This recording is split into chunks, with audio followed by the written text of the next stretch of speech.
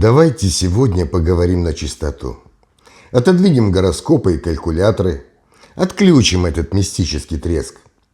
Есть старая, очень старая сказка. Сказка про спасителя, про грядущего царя, который придет из грязи, из народа, никому неведомый, неизвестный, всех рассудит, все исправит, и водворится мир и справедливость. Эта сказка старше любого государства на этой планете.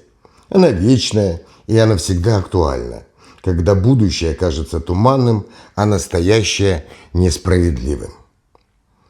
Сейчас у этой сказки цифровая оболочка. Ее шлифуют в телеграм-каналах, склеивают из обрывков Нострадамуса и Ванги, подгоняют под даты из астрономических калькуляторов. Получается идеальная пища для алгоритмов. Загадочная, мистическая, цепляющая, но безответственная. И, как водится в любой религии, тут есть свои пророки, мессии и адепты.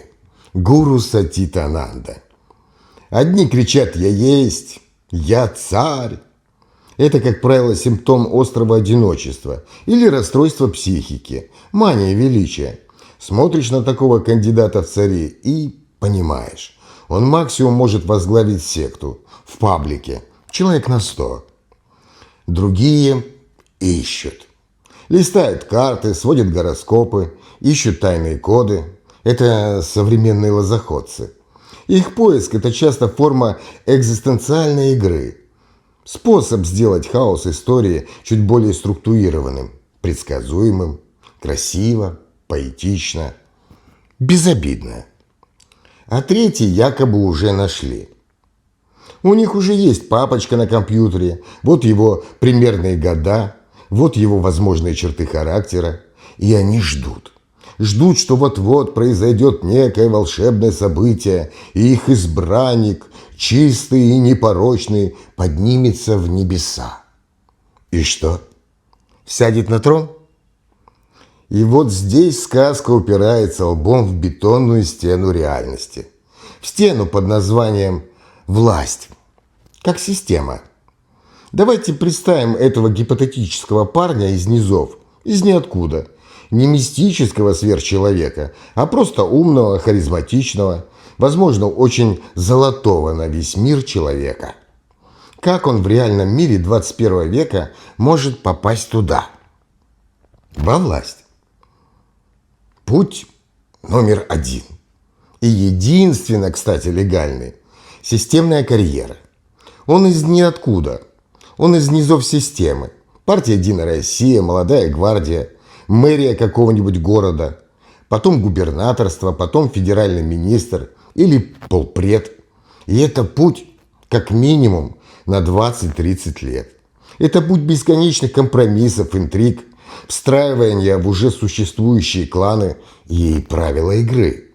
Став царем, таким путем он перестанет быть аватаром калки из пророчеств.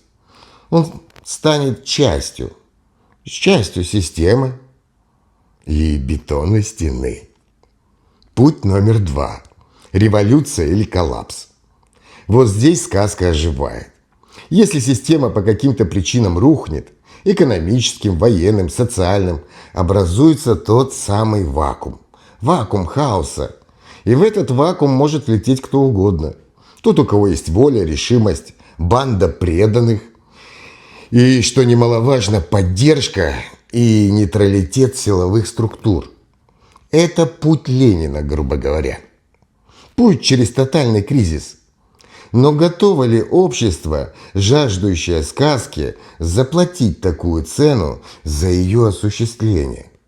Ведь любая революция – это кровавое явление. И это не сказка, это реальность. Кровавая реальность. Спросите себя, задайте вопрос. Готовы ли вы к повороту таких событий? Путь номер 3. Путь номер 3 – это, скорее всего, какой-нибудь медиафеномен и внешнее признание. Почти невозможный, но гипотетический сценарий. Если бы этот человек стал настолько яркой, всенародной любимой фигурой, писателем, поэтом, ученым, ну или даже видеоблогером, что его авторитет стал бы сопоставим с государственным, если бы его признали моральным лидером и не кучка каких-то адептов новоявленного гуру, а миллионы людей, что поверят в идею возможности создания справедливого общества, то тогда система, скорее всего, попытается его экспроприировать, дать ему какую-то высокую, но декоративную должность. Но трон? Никогда. Система не отдает трон. Она им делится только со своими. И глупо это не понимать. Олигархи, силовики, бюрократы – это не злодеи из сказки. Это части огромного, сложного, самовоспроизводящегося организма. Они не исчезнут по мановению волшебной палочки. Их нельзя убрать, их невозможно переубедить. Их можно только уничтожить или переиграть. А для этого нужно быть внутри их системы, внутри их собственной игры. Нужно иметь команду и играть по их же правилам. Вот и получается, что пророчество – это бумажные самолетики, которые мы запускаем в стену нашей тоски по лучшему. Они красиво летят, делают завихрения в воздухе и падают к подножию горы под названием «Система государственного управления». А реальная власть – это бетонная стена. Бетонная стена институтов, законов, писанных и неписанных, бюджетных потоков, договоренностей, связей, огромных денег и силового баланса. Чтобы что-то изменить у стены, нужен не царь-чудотворец. Нужен мастер-строитель с чертежами, бригадой и легальным доступом к стройматериалам. Поэтому ищите не царя, ищите механиков. Или сами становитесь ими. Учите законы, экономику, право, социальную инженерию. Потому что трон в 21 веке – это не кресло. Это контрольный пакет акций в корпорации под названием «государство». А акции не падают с неба по праву крови или мистического предназначения. Их выигрывают в долгой, скучной, неприглядной игре. Сказка, конечно, утешает. И в этом ее польза. Но строить будущее на утешение – это все равно, что строить дом на песке. Сначала нужно разобраться с фундаментом, а он у нас, как ни крути, бетонный. Особенно тот тоталитарный режим власти, что сейчас существует в России. Вот и весь расклад. Без хайпа, без мистики. Только бетон, бумага и здравомыслие. Ладно, теперь давайте поговорим наконец о нем самом. О том самом аватаре Калке. О царе, воине, восстановителе Дхармы. О том, кого ищут по переписанным даже неизвестно сколько раз текстам.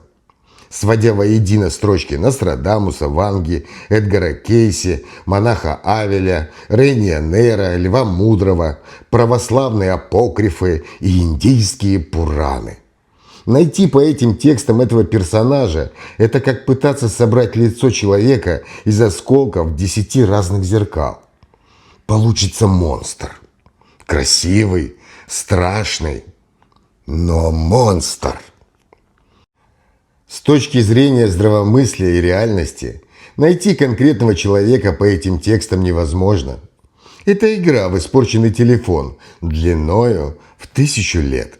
Каждая эпоха, каждый переписчик вкладывал в эти образы свои страхи, свои собственные надежды.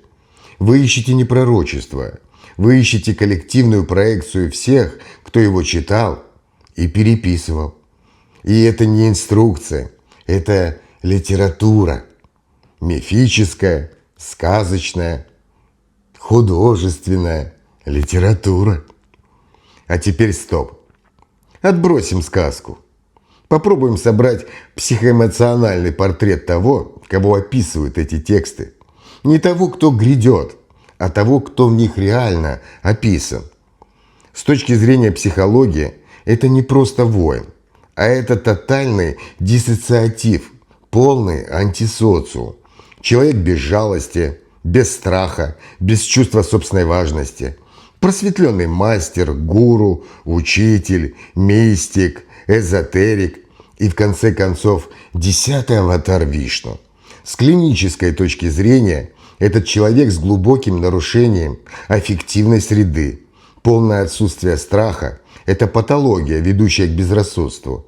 Отсутствие жалости – это признак выраженной психопатии или в более мягкой форме крайнего прагматизма, граничащего с абсолютной бесчеловечностью. Отсутствие чувства собственной важности возможно лишь тогда, когда у человека происходит тотальное растворение личности. Полное отсутствие эго – это человек без лица, с множеством масок, которые он может демонстрировать по своему собственному усмотрению. А там под маской нет ничего, кроме сияния вечности. Он не смиренный, он пустой. Его «я» растворено не в любви ко всему сущему, а в одной идее – дхарме, порядке и миссии. Его психика – это лезвие без рукоятки. Его восприятие разрезает реальность и разбивает на пиксели. Видящий Нагваль – это не человек в прямом смысле. И любое столкновение обычного человека с таким существом может привести либо к нарушению в психике обычного человека, либо к тихому ужасу. Потому что для обычного человека встреча с подобным персонажем в жизни – это разрыв всех шаблонов реальности, выходящая за любые представления в его голове. С точки зрения философии и религии, он не просто новый пророк. Он – это конец истории в одном лице. Новая религия огня – это не вера. Это антитеза современному мироустройству, где все истины условны. Это возвращение к абсолюту, к тотальной иерархии, где добро и зло снова черно-белые. Он не несет новое учение. Он – это катастрофический реставратор.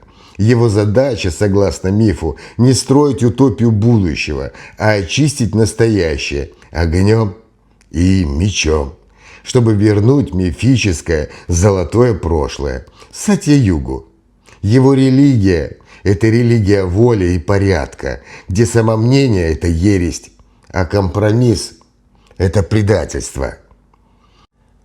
С точки зрения науки, истории, политологии, такой человек, если бы он действительно существовал, был бы социальным вирусом максимальной летальности.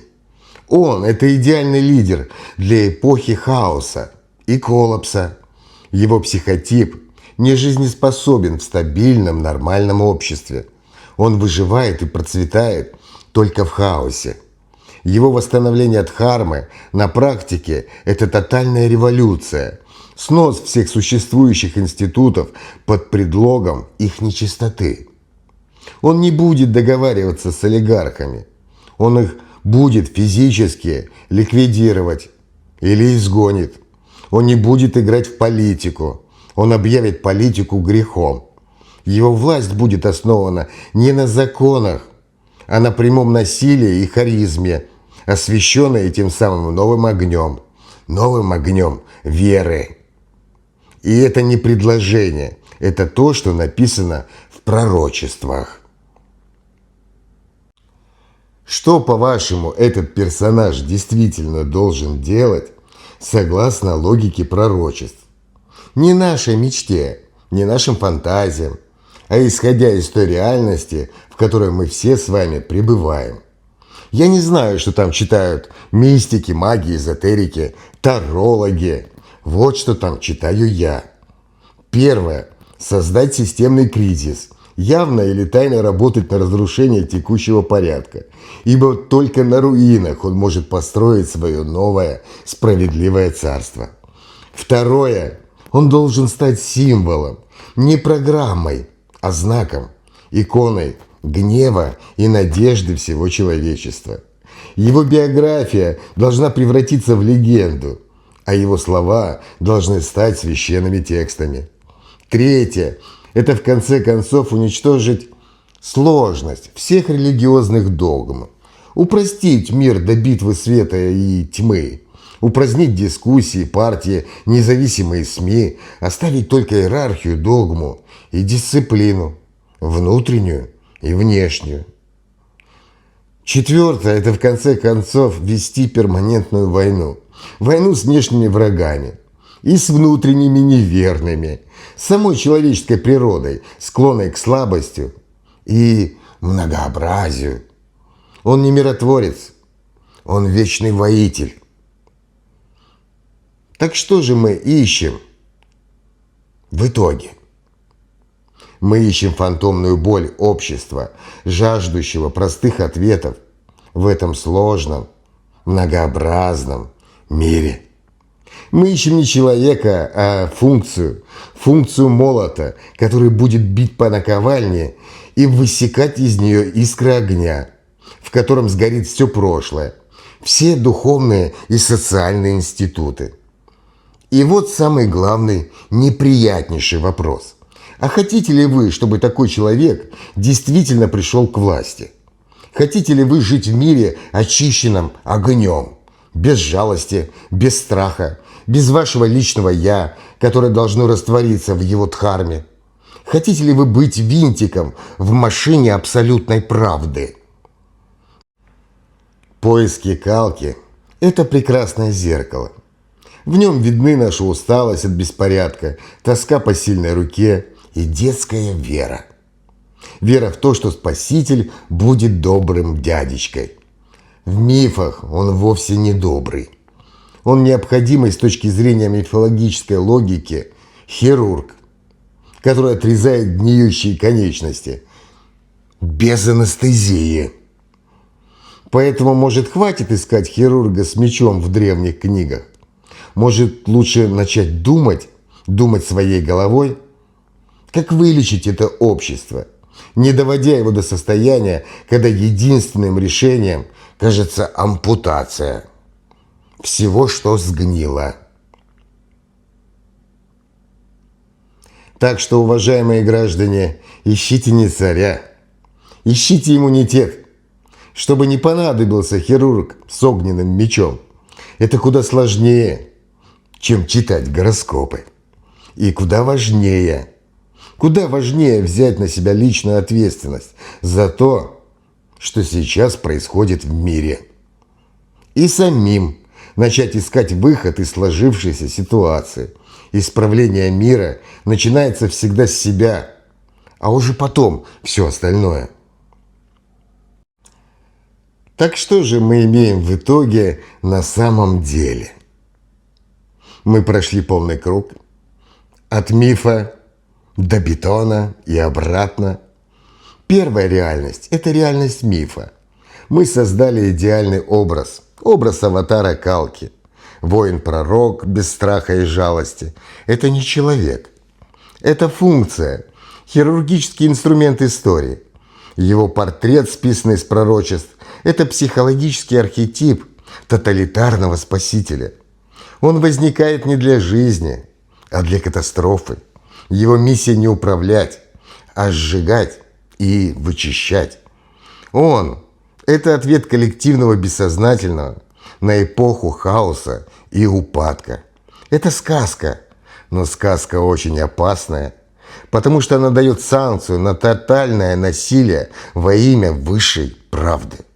Искать его по гороскопам – это все равно, что искать молнию, изучая барометр. Вы никогда его не найдете, потому что он – это не персонаж красивой упаковки из ваших представлений, обвязанный красным бантиком из книжек пророчеств, гороскопов, нумерологии. Он – это призрак в духовных доспехах, буря хаоса и огня, окутанная туманом. Искусство всех воинов – это сталкинг. Это логика, анализ, выводы, стратегия и тактика.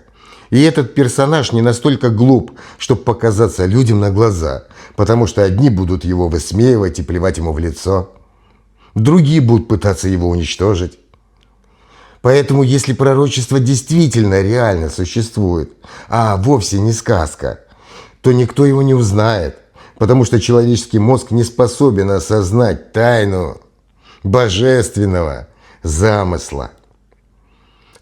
Вторая реальность – это реальность бетона.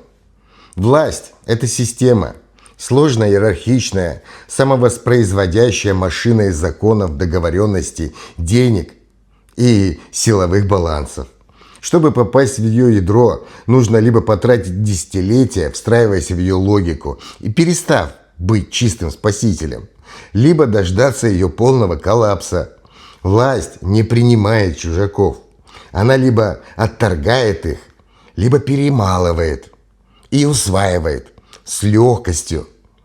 Путь из низов на трон в стабильном государстве невозможен. В нестабильном это путь через кровь и руины, где царь не будет божественным монархом, а будет самым безжалостным полевым командиром. И что в итоге у нас в сухом остатке? Поиски царя по пророчествам – это симптом, а не решение. Симптом глубокой социальной тоски по порядку, справедливости и смыслу. Это красивая, глубокая, но в конечном итоге беспомощная реакция на сложность окружающего нас пространства и мира, в котором мы живем. Игра в расшифровке – это утешительная иллюзия контроля. Пока мы ищем тайные коды в старых книгах, мы чувствуем, что приближаемся к разгадке истины. Но на самом деле это игра, которая уводит нас от реальных рычагов, которые всегда лежат в сфере политики, экономики, права и гражданской самоорганизации. Два вывода, которые стоят друг напротив друга, очень просты. Если вы верите в миф, готовьтесь к тому, что его воплощение будет ужасающим. Вы зовете не доброго царя, а карающий абсолют. Вы хотите не справедливости, а катарсиса. И это, если честно, очень страшная позиция. Если вы смотрите трезво и все понимаете, что будущее строится не пророками, а механиками, инженерами, юристами, докторами, учителями и просто ответственными гражданами, что дхарму, порядок и справедливость восстанавливают не огнем единого меча, а кропотливой работой миллионов по кирпичику, по закону, по конституции, по договоренности. Поэтому финальный выбор всегда за нами. Ждать молот, который все разнесет к чертовой матери и соберет все заново по своему чертежу – большая глупость.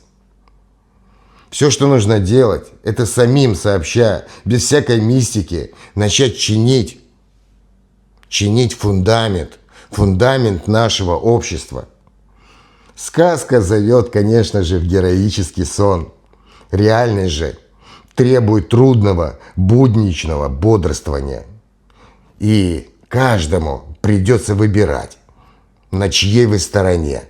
На стороне архаики мифа или трудной зрелости и здравомыслия.